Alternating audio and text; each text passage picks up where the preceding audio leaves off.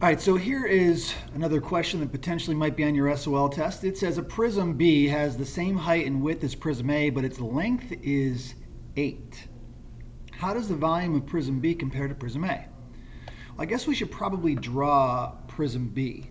So it says that prism B's height and width are the same as prism A, but its length is 8. Well, here's the length of prism A.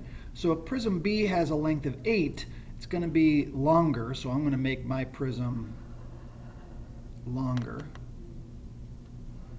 but with the same height and with the same width.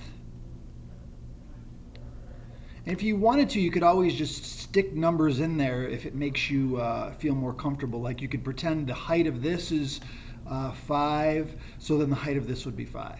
You could say the width of this is 3, so the width of this one would also be 3.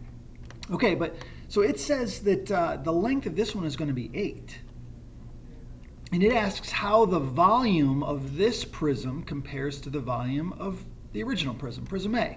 Well, we could simply use our volume formula and use the numbers that we plugged in here to see if we can get a comparison. Might be a good idea. So our volume formula for a prism is going to just be length times width times height.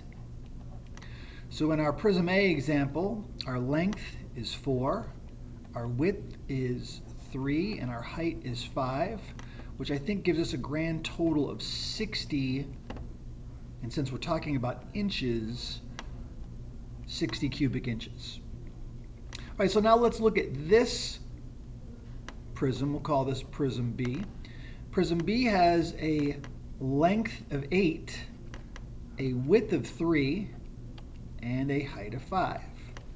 And when we multiply all those together, we get 120 cubic inches. So how does 60 cubic inches compare to 120 cubic inches? Well, 120 is twice as much as 60. So it appears that when the length doubled, it was 4 and the length of this particular prism is 8.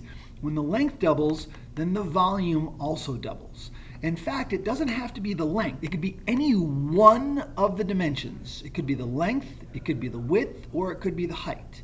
Any one of those, if your length or width or height is doubling compared to what you started with, then that doubles your volume. Okay, I hope this example will help you on your